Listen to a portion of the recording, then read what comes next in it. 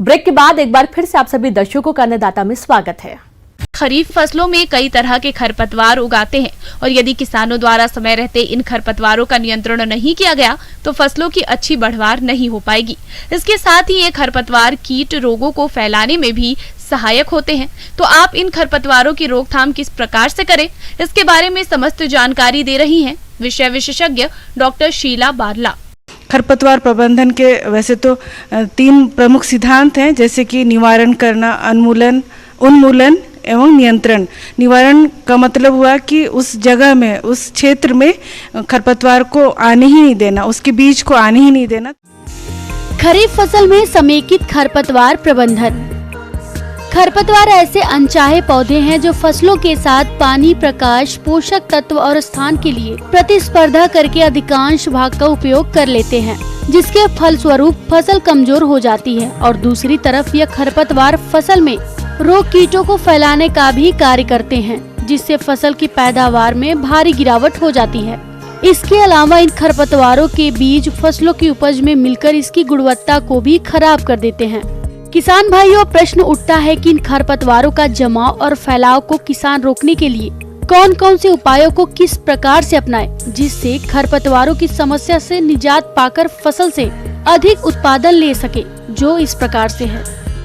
तो इसके लिए साफ बीजों का उपयोग करना जरूरी होता है, जिससे कि बीज के साथ में, फसल के बीज के साथ में जो खरपतवार के बीज ना उग पाए। साथ ही सड़ी हुई गोबर खाद का उपयोग करें या कंपोस्ट का प्रयोग करें। किसान भाई ध्यान दें कि अगर खरपतवार उग भी आए हैं तो फूल आने के पहले ही उनका नियंत्रण करें, क्योंकि फूल आने के बाद बीज भी आ जाते हैं और फिर उनका कंट्रोल करना मुश्किल हो जाता है।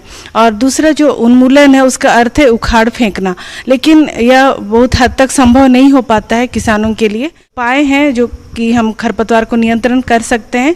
फिर दूसरा है कि कृषि भूमि में जहाँ जहाँ हम खेती करते हैं वहाँ पर यांत्रिक विधि से या फिर रासायनिक विधि या फिर निकाय गुड़ाई करके भी हम नियंत्रण कर सकते हैं, या फिर स्टेल विधि, जो ज़मीन में उनके बीज जमा हुए करके रहते हैं तो उनको पानी दिया जाता है, उनको पटवन करके उगने के लिए अवसर दिया जाता है। और जब खरपतवार के बीज अंकुर जाते हैं, उग जाते हैं, तो उनको जोताई करके या फिर रासायनिक दवा के द्वारा से उसका नाश कर दिया जाता है।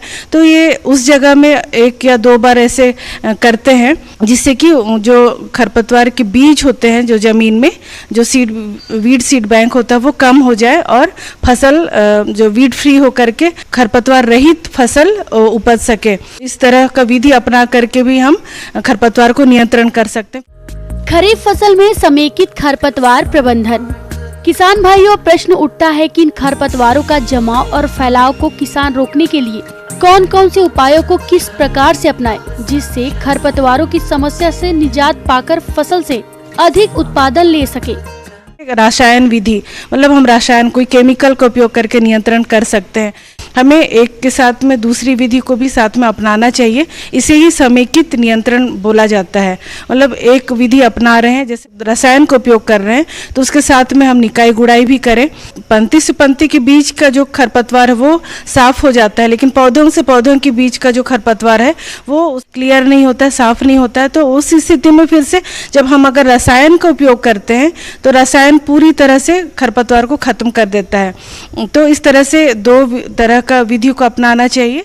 3 तरह से रसायन का उपयोग करते हैं। एक तो खेत तैयार करने के बाद में बुआई से पहले जो लगाया जाता है, जो खरपतवारनाशी दिया जाता है, जैसे फ्लूक्लोरालिन या बासलीन है, लेकिन ज़्यादातर लोग उपयोग करते हैं उसको प्री इमर्जेंस के रूप में उपयोग करते हैं। प्री इमर्जेंस दवा में है पेंडिमेथिलिन, प्रेटिलाक्लोर, ब्यूटाक्लोर, ये सब प्री इमर्जेंस दवा है। इस प्री इमर्जेंस का मतलब होता है कि बुआई करने के बाद लेकिन अंकुरन से पहले। ये 2 कोशिश करते हैं कि 0 से 3 दिन के अंदर, मतलब पौधा बोया गया उसके 3 दिन के अंदर में दवा को उपयोग करें। ब्यूटाक्लोर है, पेंडिमेथिलिन है, प्रेटिलाक्लोर है, ये सभी दवा को हम बुआई के बाद डालते हैं और 3 दिन के अंदर में डालते हैं। उसी तरह से फिर एक दवा है जिसको पोस्ट इमरजेंस बोलते हैं, यानी कि बुआई के बाद जब पौधे अंकुरित हो जाते हैं और खरपतवार भी बड़े हो जाते हैं, उस समय ये पोस्ट इमरजेंस वाला दवा डालते हैं, मैंने अंकुरन के बाद डालने वाली दवा है। इनमें है जैसे 2,4-D, लेकिन इसमें खरपतवारों के बारे में भी जानकारी होना चाहिए। जो 2,4-D दवा है वो चौड़ी पत्ती वाले खरपतवारों को मारती है। हमको ये भी ध्यान देना चाहिए कि कौन वाला फसल में कौन सा दवा को डालना है, क्योंकि ये जो खरपतवार नाशी है उसका उपयोग बहुत स्किल से करना चाहिए। यदि हम डोज की मात्रा ज़्यादा डाल दे रहे हैं उससे भी हमारे फसलों को नुकसान होता है। तो ध्यान देना चाहिए कि कब हमको कौन सा दवा डालना है और कौन सा फसल में कौन सा दवा डालना है। जैसे मक्का में अट्राजिन दवा है, इसको बुआई के बाद भी डाल सकते हैं, यानी अंकुरन से पहले प्री इमरजेंस भी डाल सकते हैं या पोस्ट इमरजेंस 15 दिन बुआई के बाद भी। ये मक्का के लिए बहुत कारगर है, जो जिसका डोज है 750 से 1000 ग्राम प्रति हेक्टेयर के हिसाब से। फिर एक धान में बहुत अच्छा एक हर्बिसाइड है या खरपतवार नाशी है जिसका नाम है बिस्पेरिबेक सोडियम। इसका भी बहुत थोड़ा मात्रा, यानी कि 25 ग्राम प्रति एआई प्रति हेक्टेयर के दर से डालते हैं। तो ये धान में और मड़ुआ में भी बहुत अच्छा काम करता है, ये देखा गया है। फिर उसके बाद अगर प्री इमरजेंस डाले हैं तो 25-30 दिन में फिर एक हैंड वीडिंग या हाथ से निकाई गोड़ाई कर लें या यांत्रिक विधि से या जैसे व्हील हो है उस सब का उपयोग करके खरपतवारों का नियंत्रण कर लें। अगर आप इन सारी बातों का ध्यान देंगे तो इस तरह से आप अच्छे फसल का प्राप्त कर सकते हैं, अच्छी उपज पा सकते हैं और ऐसा करने से आपको अच्छी आमदनी भी मिलेगी।